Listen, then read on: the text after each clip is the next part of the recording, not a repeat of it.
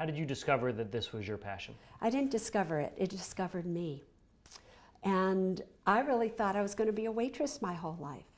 I thought, oh, maybe I'll even open up my own restaurant, and that was my goal. Never dawned on me to do anything else than that. I wasn't good in school. I never really got a grade above a C when I was in college. I couldn't read. I had a speech impediment and blah, blah, blah, blah. And so when the customers at the Buttercup Bakery had given me $50,000 to open up my own restaurant, and I didn't know what to do with that money, and they told me to put it in Merrill Lynch and just wait. And to make a very long story short, all $50,000 was lost because I had a crooked broker at the time. And then I didn't know what to do, and I thought, I know, I can be a broker, they just make you broker. And I ended up going to Merrill Lynch to interview for a job, because how was I going to pay these people back on $400 a month? And they hired me to fill their women's quota, and before you knew it, I was loving what I was doing. I was loving it. And so it found me. I didn't find it. And what about there are a lot of people who are great brokers. What drove you to become someone who was going to be out there, who was going to be starting on radio and then going into TV? How did you decide to become a public person about this? I never wanted to be public about anything. So everybody discovered me. And it all started when I became a financial advisor. I became a financial advisor because a broker who was a crook ripped off the $50,000 that I had brought him, making money for himself rather than for me. So because of that experience, I already started with being a consumer advocate, saying, I am never going to let that happen to my clients. I am never going to be like Randy. I'm going to be somebody who protects that money, because they worked hard for it and they need it. And I was always honest. When wealthy people would come in, I'd go, I'm not sure if I'm the right person for you, because I just started and I don't really know about any of this, and you don't want to experiment on me. And I would do everything that was right for the consumer, the client. And little by little, what happened was I started being on radio because I heard this interview with somebody on the Jim Jorgensen show that was 100% wrong about money. He was a finance guy, and he was wrong about this investment. And I wrote a letter saying, how dare you, da da da da da da da. And he wrote back and he said, well, if you know so much about it, why don't you come on the radio and I'll interview you? I did, and the next day my phone, 300 people called me.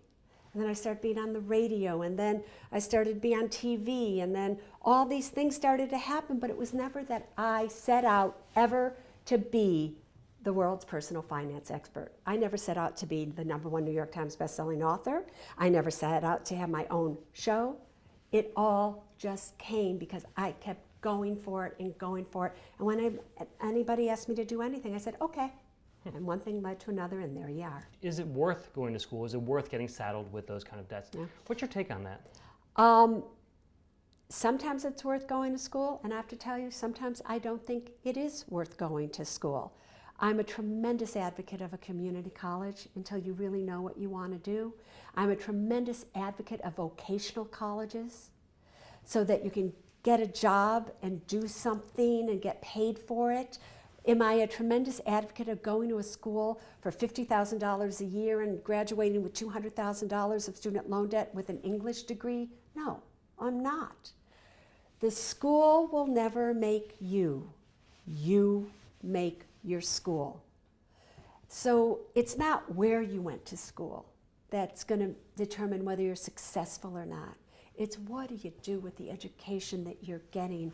And when you get through with college and you have $100,000, $200,000 of a student loan, and you want to be an artist, you want to be an actor, there is no way you're ever going to be able to pay that student loan back.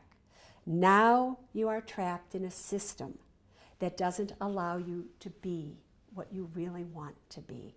And you would also tell kids that if you're in high school, if you're starting college, you think they should actually sit back and say, why am I here? Is this worth the money? And if it's not, get out, do another major. What do you think? I think there's nothing wrong if kids took a year off between high school and college. I think there's nothing wrong with sitting back and thinking, what do I want to be, before you start accumulating, $100,000 or $80,000 in a student loan debt for a liberal arts degree. And you still don't know what you want to be, and then you go and move home with mommy and daddy have co-signed for you and done all these things, and they can't afford it, and now what are we going to do? And now we've brought down the whole family. I think we need to think a little bit before we take that next step. So I absolutely think that there should be a course in your senior year of high school that says, should you or shouldn't you? And it's the whole year where you discuss it and you all talk about it, and you talk about student loans and you answer their questions there. Maybe it should be their junior year since they're applying as a senior. And I got news, when they're in college, they should have personal finance courses that they have to take before they get out so they understand FICO scores and getting in credit card trouble and those things as well. That's great. Well, thank you very much. It's been terrific having you here.